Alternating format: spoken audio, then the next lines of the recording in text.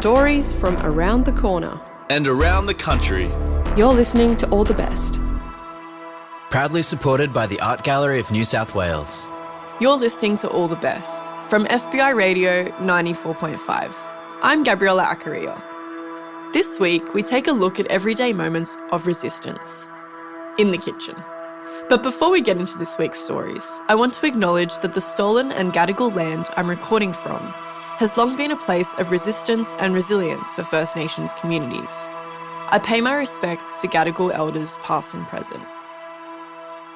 What's the recipe to rebellion and resistance? A kitchen is the site of lots of friction. There's washing, cleaning, scrubbing, plating, soap everywhere. I know that this is the case for when my Greek Italian family cooks. It's an act of care, showing love and compassion for us. But it's also a site of lots of conflict and perfection. My grandmother always cooks for one too many people, almost for an army. Joshua's story explores how the kitchen is a site of lots of complexity and how it can show resistance amongst the mundane. Content warning for this story. There are mentions of genocide, so please listen with care. I've got a bit of an experimental kind of piece. There's a bit of music. There's a bit of stuff going on. It's a very abstract. It's about doing the dishes. It's got some music. This piece has been in the back of my head for a while, and I was thinking about nature, and I was thinking about genocide, and I was thinking about how do we become a better person, and how to think about changing the way we do things. So this piece is called A Stone, a Knife, a Flame. A friend is coming for tea in about an hour. And, I'm doing the dishes. I don't know how you do the dishes, but when I do the dishes, it's, I'm bopping about, I'm looking about, I get very distracted. I'm a very distractible person. I like thinking about things and lots of layers. And I've been thinking a lot about hands lately. I've been thinking a lot about hands, and I've been thinking a lot about water, and I've been thinking a lot about surfaces and tools. I've been thinking a lot about tools and how hands get really wrinkly in water. And I've been thinking a lot about resistance. I don't really know how to think about resisting.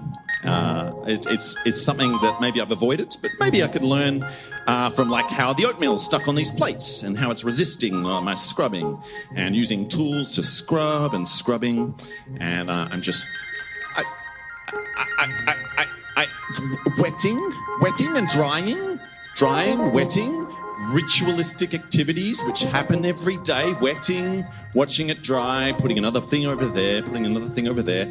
Over there on the windowsill, there's a river stone. That river stone was left there by some old housemate.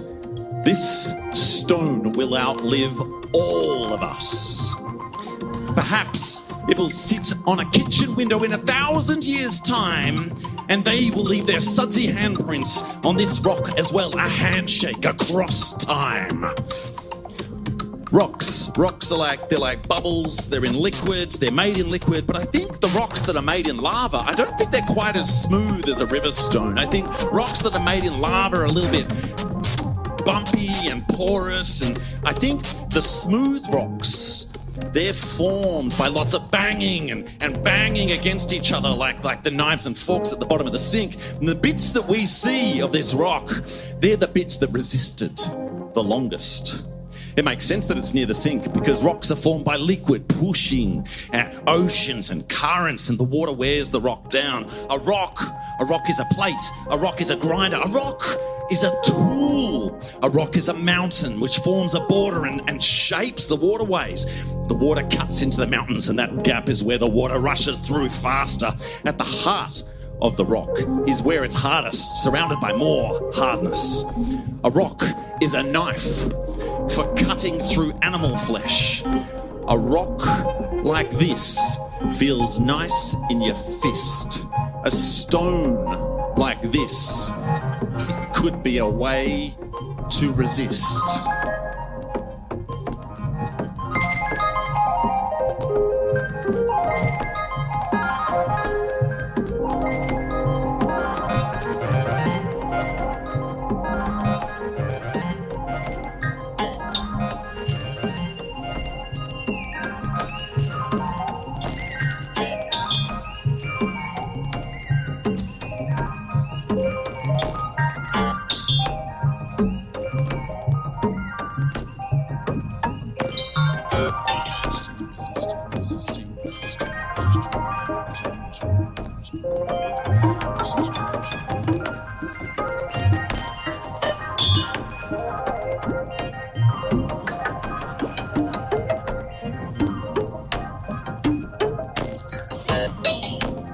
Geez, I'm weird.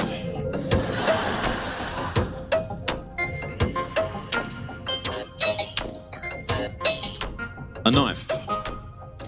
I've got a confession. I've been I've been hiding in my art, like being avoidant about being too clear about my own political thoughts. I'm not sure how to articulate resistance because I'm not practiced at it. But now that we've all realised that being polite is part of the problem, we need to practice stating our thoughts better to focus our anger. I suppose, in the spirit of that, like resisting is opposing being controlled, disruption, subversion, passive resistance, violence, resistance. I've had these two phrases in my head for a decade or two. The first one is this: tools form us just as we form them. The second phrase is the handle of a front door is the handshake of a building. It can be friendly and inviting or intimidating and foreboding. And I've been thinking about how hands and handles go nicely together. So, perhaps a knife is anger, it is oppression, but it's also resistance. Use the point to cut a tiny hole. Let's say knives are the tools of survival to resist death. If tools form us, what do weapons do? If you're a hammer, the world you see is nails. But what does that do to the hammer's soul?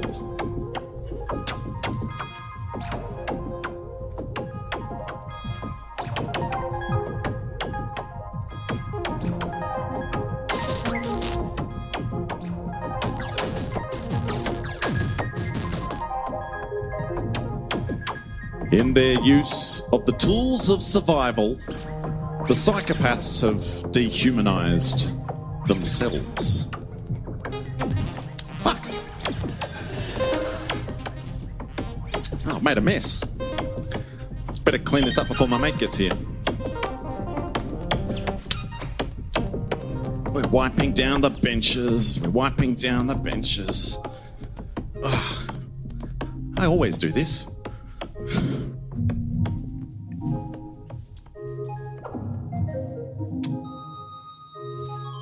So the fire has captured my attention now. The flame. Maybe more than the knife and the stone, the flame has helped us resist death. The flame is the gathering place. The flame is a circle of warmth. The family. A circle of warmth resisting the cold. Fire pits are sometimes surrounded by stones to protect us, but you should be careful with using river stones because little pockets of water inside them heat up as the rock heats up and they can explode unpredictably, which makes me think you could say that a bomb is made of fire, rocks, and knives.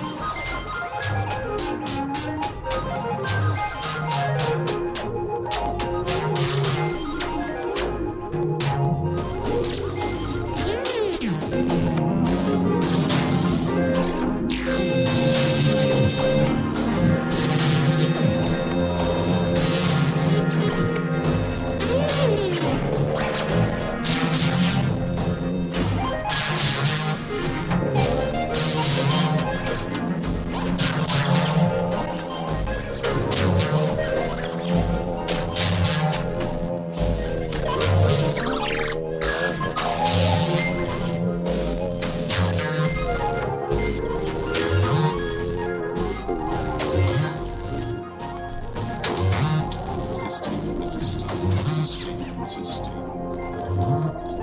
Tools, handles, fire, rocks, knives, resisting.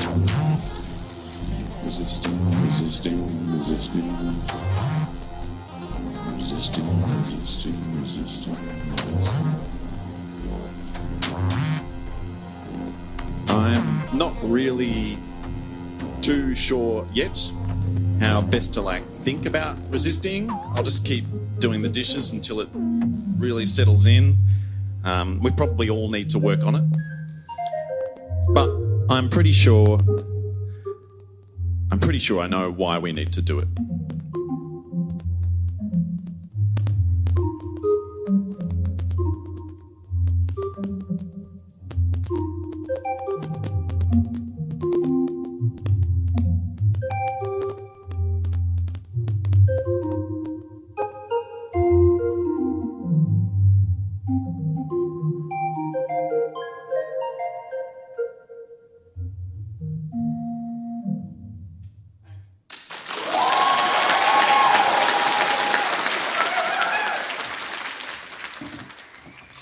You're listening to All the Best on FBI Radio 94.5. I'm Gabriella Acarillo.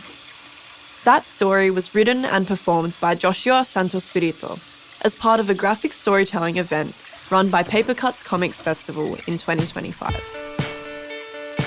Putting pressure on ourselves to be perfect is a common thing, and it's sometimes at the expense of yourself and those around you. From banana bread to cooking apprenticeships, this story explores more friction in the kitchen and how you can get lost in the elements and sometimes let them control you. Content warning: there are swear words and graphic content in this story.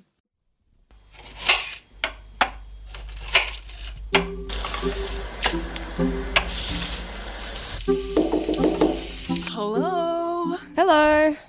I have bought groceries and love. I bought my favorite fruit from my favorite chef. I'm not a chef yet, but thank you. That's a lot of groceries. Is that in our budget? As the king of groceries, all ingredients are mere pittance. Genuinely though, are we okay for this? Shut up and enjoy your mangosteen. And yeah, we can leave the dishes for one night. Let's go to bed. Okay.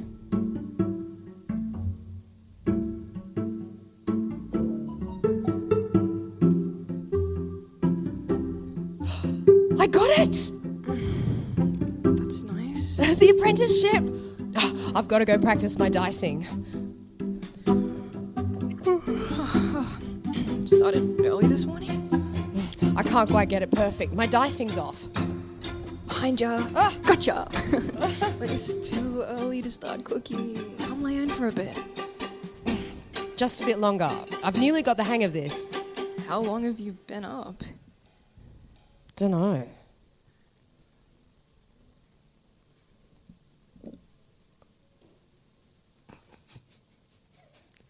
Shit. Sorry, I forgot my line, guys. Okay, I've got the antiseptic. When did this happen? I don't know. I've been dicing for a while. Why'd you keep going? I just... Can I keep up in a professional kitchen? How long can we survive on apprentice wages? What if I fuck up? I need to be good enough. Hey. You're good enough for me, and that's all you need to be, right? Right.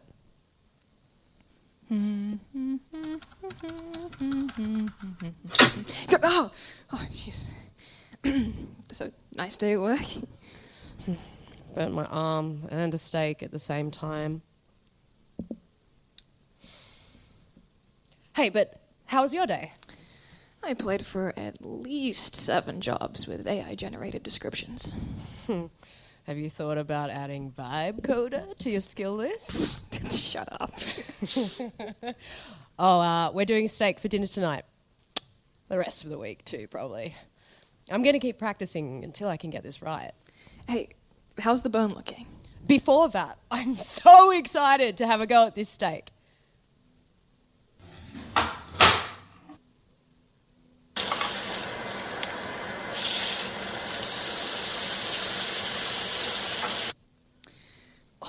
Oh my god, that was the best meal I've had in months. Those big apprentice skills paying off.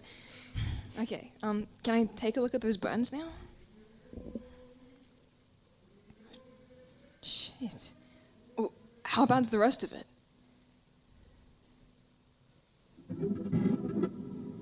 Did you know it was this bad? Yes. keep slipping up at work. The oil keeps splashing. There are a lot of people around. It's so easy not to notice. Something just takes over, you know. Once I start cooking, the world disappears. Nothing exists outside of taste and texture and smell.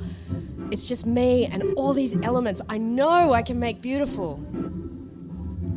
Sometimes things slip up and I don't notice. What do you mean you don't notice? Oh, of course you wouldn't understand. I'm doing what I love. You're not doing anything. Wow. Oh, I'm so sorry. I'm so sorry.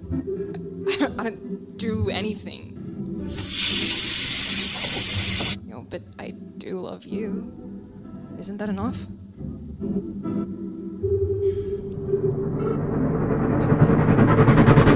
Let me do some cooking at least once. You're cooking at work, at home. You deserve a break. What, chicken nuggets or some shit? Okay, look. I should at least take a turn buying groceries. I mean, even with a higher pay, I don't understand how you're affording all this. I take offcuts from work. I don't have time to teach you while you're fucking around doing fuck all.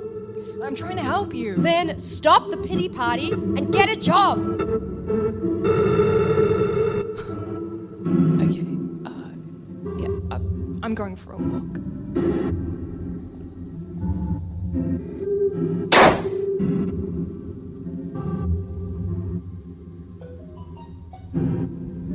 Look, I didn't want to do this to you while you're going through a hard time, but I can't be with someone who doesn't respect me. I'm staying with my mum for a while.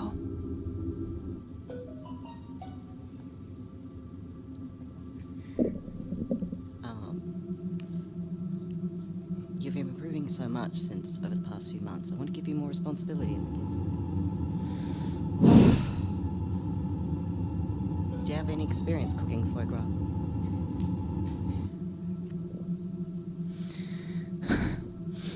God, it's more relief than I was expecting.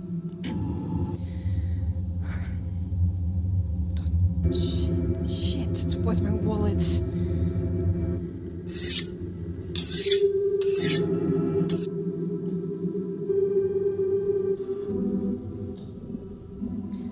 Okay, this is not technically the most embarrassing thing you've ever done. Top 3, just walk in, grab the wallet, leave. Okay, don't stop. Make sure you're getting this right. You gotta get this Gail? right. Make sure you get it right. What the fuck's going on? Home in time for dinner, I guess.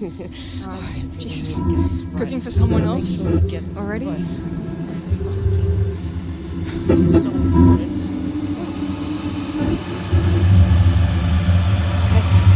Hey, what the fuck are you doing? It's okay. It's just liver. It grows back. Okay, this is you taking a break? We're going to the hospital right now. No, I need to finish. No, I'm calling an ambulance now. Put those down. Get out of my way. It's almost perfect.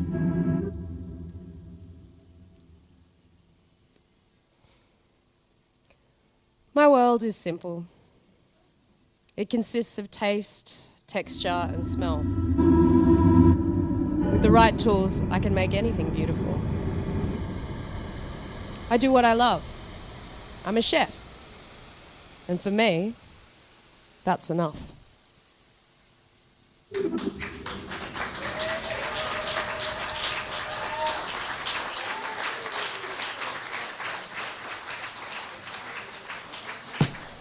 You're listening to All the Best, proudly sponsored by the Art Gallery of New South Wales on FBI Radio 94.5.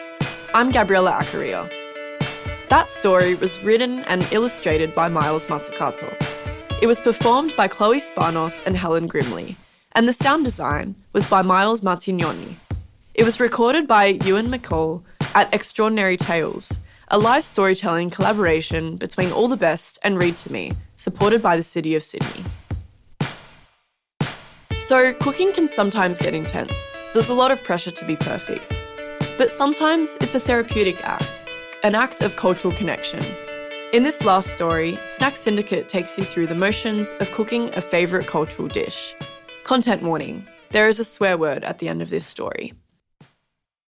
Lentil tahini stew by Snack Syndicate.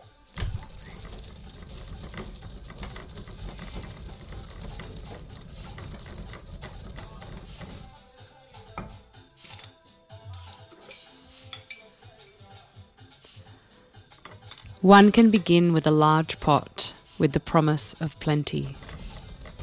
This recipe is as old as us, which is to say it is as old as our love. When we got together, we each had a variation of this stew. Immediately, they joined forces. At some point early on, we began adding tahini. Tahini is its defining feature. In our household, tahini is pretty central. We put it on toast, in porridge, as one of 3 ingredients in almond meal and maple syrup biscuits, and as an unctuous little sauce on stir fries. We use it in hummus, of course, but tahini also features in 1,000 sauces we make, combined with other delights like miso or tamari or garlic or ginger or lemon and so on. We have a hat that says tahini and we fight over it. Our cat's middle name is Sesame. You get it. To make this stew, take your pick of a lentil. Green, brown or pew. Don't pick red. That's the only rule. Red lentils are for other soups, stews and curries, all delicious in their own right, but they will not do for this. Perhaps you want to rinse slightly more lentils than you need, to plan for an extra seat at the table, a mouth that needs filling, a container of leftovers that will nourish your body as it labours the following day. There's no limit on how many lentils, but remember they sort of magically multiply as they get reanimated by heat and liquid. The more you have, the more diligence you must apply in ensuring flavour gets into those lentil bods. Heat your pot and toss a few cumin and caraway seeds into it. When the warm and earthy aroma enters your nostrils, add a liberal glug of olive oil. Now throw in some chopped onions and let them sweat till the crunch has disappeared and they are all sweetness. It goes without saying, some garlic, chopped fine or coarse, depending on your mood. And some chilli, fresh or dried, never goes astray. While your alliums are sublimating, chop some tomatoes. You can make this with tomatoes or without, canned or fresh, with lots or little. We generally like to follow the seasons, pretend for a moment that the logistical revolution never happened, so use fresh tomatoes in spring or summer. Before you add any tomatoes, add a couple of teaspoons each of ground cumin and smoked paprika, plus a pinch of cayenne pepper. The stew's flavour profile is infinitely modular, so feel free to play around. A dash of allspice and a hint of cinnamon, for example, will send the stew in a different, yet pleasing direction. Next, add your tomatoes and let them cook over a low heat until they break down. Add a splash of water if they need a little lubrication. The trick is to let each of these steps take the time they need. Don't rush. Once your tomatoes have cooked down into a thick paste, add the lentils. Now you will need liquid, enough to comfortably cover your lentils. We often just use water. Every now and then we will throw in little bouillon cubes. On rare occasions, we have a dose of home-cooked veggie stock on hand, and if that happens to be the case for you, use it. Lentils are thirsty little suckers, so keep an eye on your stew. You may need to add a little more liquid as you cook. Don't be afraid to do it, but check your seasoning as you go, and most importantly, remember to layer that salt. Cook on a lowish heat until the lentils yield, their jackets halfway off their round shoulders. When they get to this point, turn off the heat. Cook them any less and their toothsome cores will rough up your guts. Overcook them and they will become so undifferentiated that the joy of subtle thresholds will be withheld upon eating. Okay, now the tahini. If you add it straight into the stew, weird things will happen.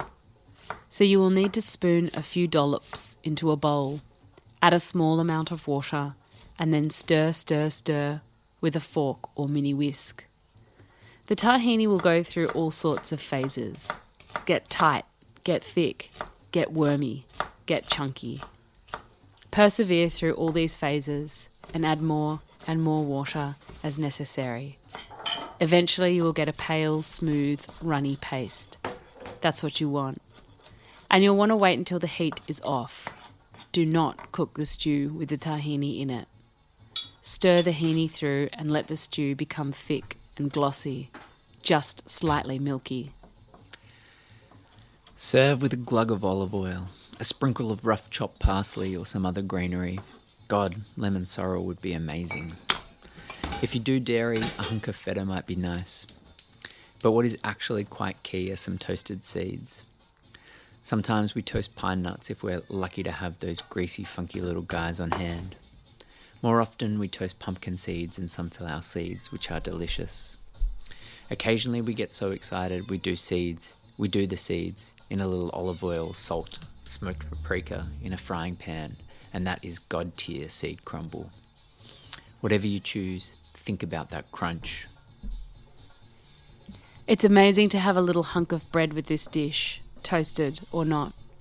It's also quite good with a boiled or poached egg on top if you are feeling like some extra protein. If you get to the next day and the lentils have soaked up extra liquid, you can think about putting some in a jaffle or spreading it over toast. The most important thing. This stew will fill many friends and comrades. Lentils go far. It's warm and warming, hearty and chunky, smooth and silky, wet and sloppy, filled with surprise and topped with countless goodies. It's food for partying, for toiling, for nourishing. Put that large pot on the table and pass the bowls around. Eat it the fuck up.